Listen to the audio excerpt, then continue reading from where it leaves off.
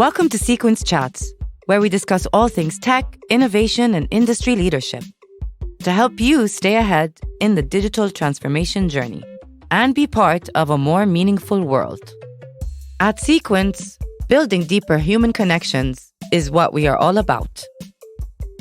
Today, we have Yara Milbis, VP Global Marketing at CEQUENS with us, who will be giving us Expert's Guide to Driving Business Growth through B2B Marketing. Hi, Yara. It's great to have you with us today. Hi, Dana. Thank you for having me. I'm very excited to be part of this series. B2B marketing requires a great deal of planning and insight to achieve results. And although it has certainly evolved, one best practice remains true, which is to set SMART goals.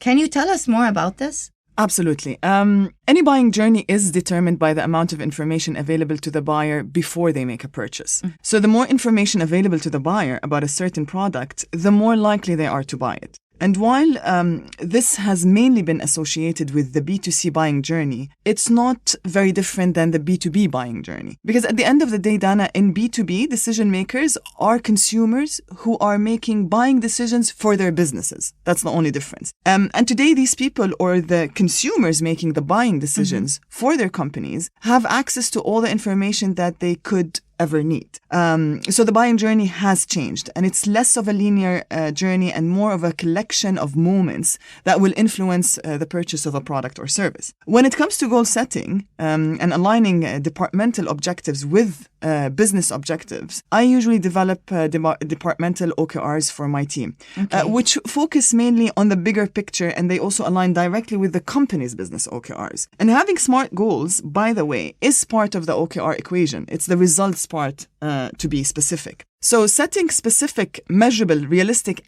and time-specific goals is the first ingredient that goes into your marketing strategy. Realistically, you need to know where you're going before you decide on the best way to get there, aka your marketing activities. So basically, goal setting as a framework, regardless of the type of framework you're using, is an important part, not just of the decision-making journey, but also for keeping the team on track, and allows you as well to respond faster and change direction when needed, because you have a clear direction of where you want to be or where you want to end up. Well, yeah, I really agree with the whole goal setting thing, and it helps you keep track of where you want to go and where you need to be. Absolutely. It starts with goal setting and it ends with goal setting. And everything in between is basically things you measure in order to know if you're on the right track or not. Well, it says that in 2023, the number one goal for B2B marketers will be to increase brand awareness. So what goes into the making of a brand, and how can a company determine their brand positioning? That's a very good question, actually. And the answer is a good story. Tell me more. That's what goes into, this is what goes into the making of a brand. A good story. You know, Seth Godin said, people don't buy goods and services, they buy stories and magic.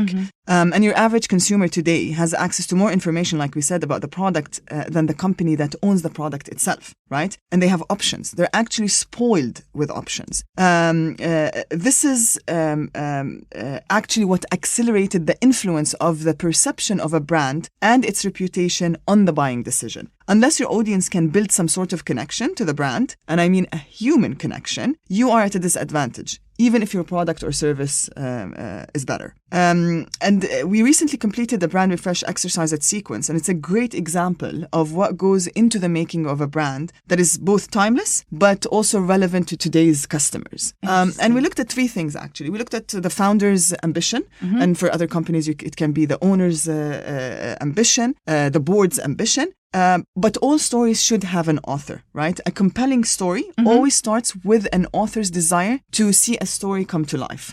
And this is where this is the core and the basis for a very strong and compelling brand. Second, the brand purpose, which is why the brand matters. If we are to continue in the same direction with giving the same example, all hero stories have a tension point where the hero comes to the rescue. Always, right? So similarly, all brand stories start with a tension point where the brand comes into critical play. And that's your brand purpose. Last, the brand's promise. Why the brand matters. And what is it that you want to give back? Or what is it that you want to change? What is the impact you want to leave? And this is basically about how the brand delivers a happily ever after. all stories have a happy ending. At least that's what they say. So these three components are what goes the building blocks of what goes into building a brand, and therefore all brands or all brand stories should deliver a promise of a happily ever after.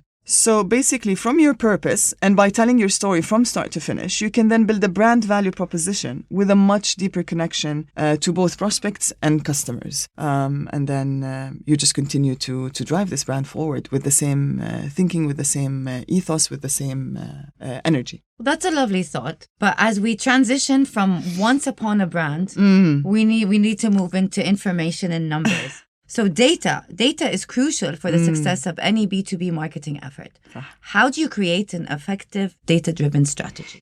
In marketing, you're as good as the data you have, period.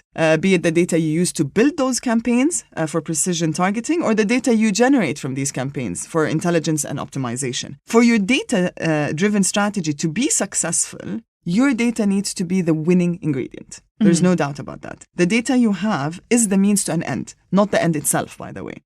So because a lot of marketeers fall into the trap of wanting to, they see data as an end result, whereas it's actually a major ingredient in the strategy. So for the strategy to be successful, aka effective, you need to ensure that your data is accurate. That's first and foremost. For marketing specifically, the data you use to drive communication comes from the customers themselves. And the successful data-driven communication or marketing strategy in today's world must be personal, as we know, customized, and solves the specific problem the organization or the decision makers in the organization have. So as you can see, this requires a great deal of accurate data collection, data analysis and processing, and then translating this data into the personal and customized messages and campaigns that you want to run. But we have a challenge here. And the challenge is that, as you know, privacy concerns are growing and people are becoming less and less comfortable with sharing their data. And this is where good strategy comes to play. Yeah. I usually like to follow, there are 4 main drivers behind a good data-driven strategy. First of all, be creative in collecting this data. Like I said,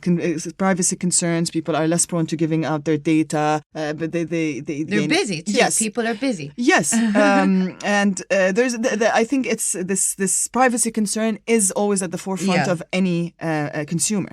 So stop gating your content and asking people to give you their details to access information that should be available to them for free.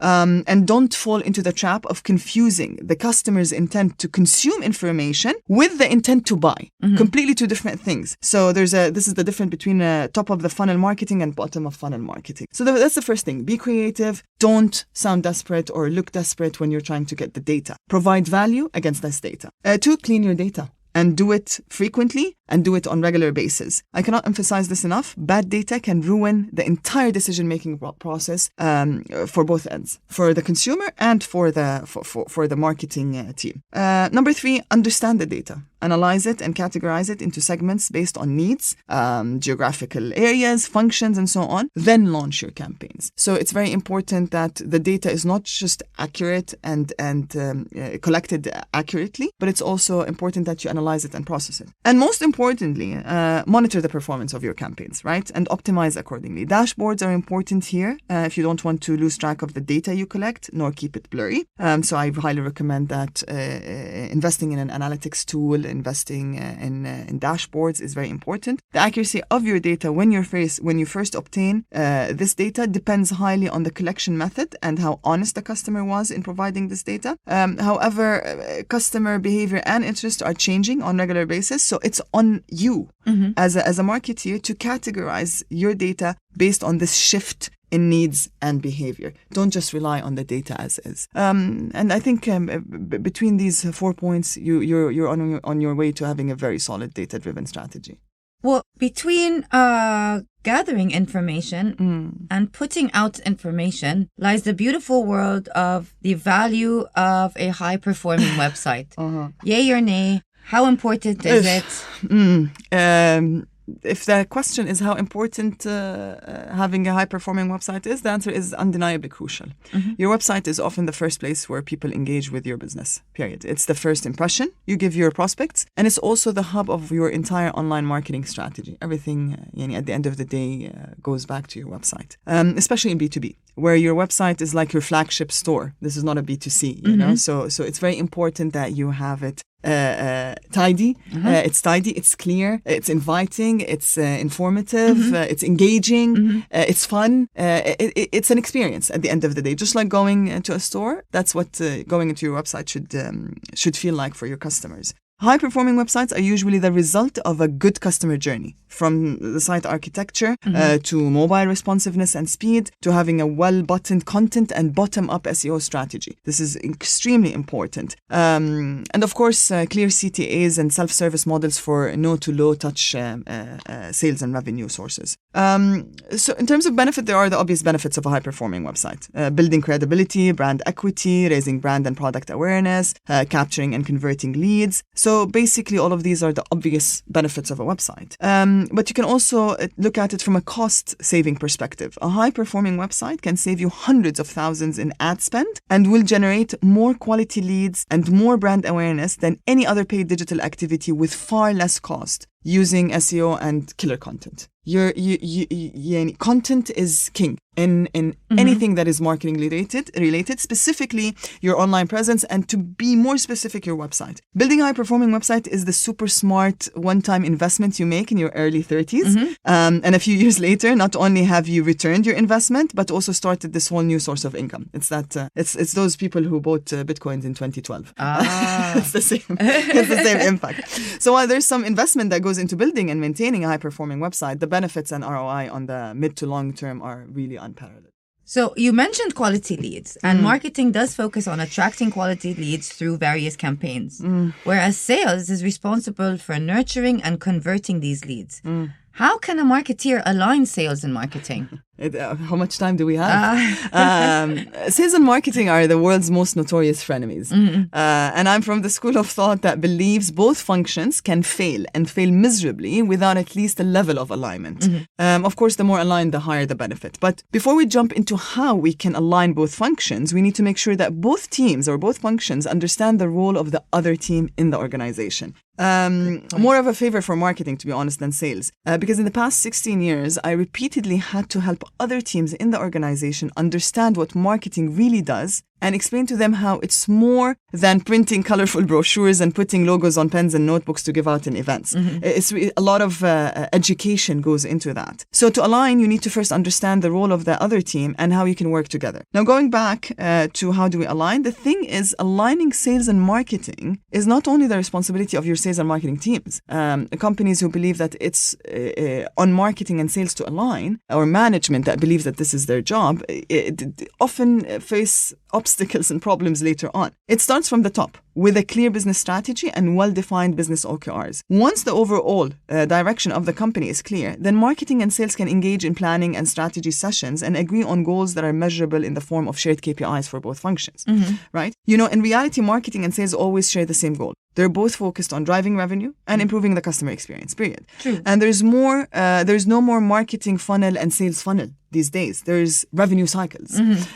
So they're overlapping. Today's customers get to interact with both teams at the same time over multiple online and offline channels. This is versus 10, 15 years ago when the sales and marketing cycles never even touched. That was the problem, you know. Marketing and sales operated independently from each other, both in B2B and B2C. The customer had a linear journey. So they would move from one touch point to the other, but it never happened at the same time, and it never happened between two teams at the same time. So aligning the goals in the form of KPIs automatically aligns the behavior of both teams as well throughout the revenue cycle, because it's important that you retain the same tone of voice, the same message, the same everything. And that's why it's very important that you align the team so their behavior and their language is aligned. And once the goals and actions are aligned, regular touch points between both teams, and I'm talking about rhythm of business style formal meetings, not the casual chat over coffee in the pantry, which is always a great idea as well. But still, as a marketer, you need to have regular touch points with your sales teams. Review targets, address the challenges, and basically optimize the process for better results. One important thing I'd like to add here is data. Again and again and again, we keep talking about data. For alignment, both teams need to be looking at the same data from the same source or sources. This is a given now in our world. I also find setting and managing expectations from both sides to be an important factor in achieving this alignment. You know, Dana, a lot of what we do depends on the input and participation of sales teams, right? Especially when it comes to establishing yourself as an industry leader or participating in events and roundtables, opening doors with customers for VOCs, ROI content, and so on. It is important to establish early on in the planning process the responsibility matrix between both teams for delivering certain activities and achieving certain results. And from there onwards, you can manage expectations based on the involvement of both teams. So, like I said, I can go on and on and on about the alignment between sales and marketing, but to me, these are the most important things that you need to have. You need to understand, you need to set expectations, you need to plan together, and you need to revisit the plan on regular basis in the form of formal meetings. And then it also doesn't hurt if everyone's friends with each other. Absolutely. And I always say you don't need to like each other, you need to like working with each other. Fair enough. So on a closing note, beyond data, analytics and technology, would you agree that grit and instinct play a role in the marketing journey? How do you feel about that? Definitely.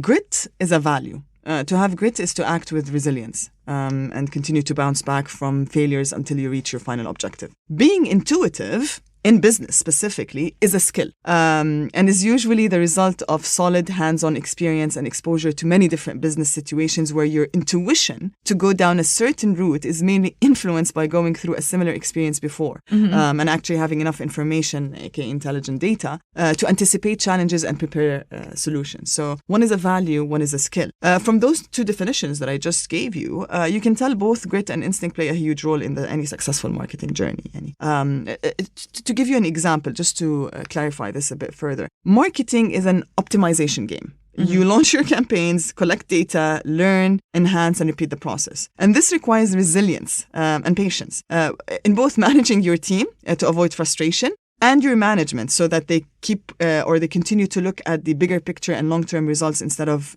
short-term hurdles. So that's grit right there. That's a value right there. Tech marketing, if we want to talk about instinct and being an intuitive leader, tech marketing is an extremely fast-paced function. And more often than not, decisions need to be made fast with no time to go through the usual decision-making promise, right? So being intuitive or having what we call a killer instinct, which is not only for salespeople, it's also for marketing people, plays a huge role in making fast decisions when necessary, with a much higher probability for making the right decision. So in terms of how crucial, both are very crucial. Both can exist independently or together. Both are basic or not even basic. To me, they're important characters of a good leader. Yes. Well, marketing is definitely not for the faint-hearted. No. Despite what people think, marketing has become a science, Dana. It's not like I said. It's not your typical logo on a mug or a colorful brochure. Although we've done this, you know, we've been here long enough to have done this. But today it's a science. It's very data heavy. It's very fact heavy. It's very It's fun. I like it. I like it a lot, and I think that there's a lot more that's coming our way when it comes to marketing technology and marketing tactics and marketing intelligence, and specifically for tech marketing. Your consumer is or your target audience is already extremely smart. And is already extremely well informed. So you need to remain one step ahead of them so that they see value in your communication. Well, we look forward to whatever's next. Yara, it was a pleasure having you with us today. Thank you, Dana. Thank you. It was wonderful. Thank you so much. Thank you.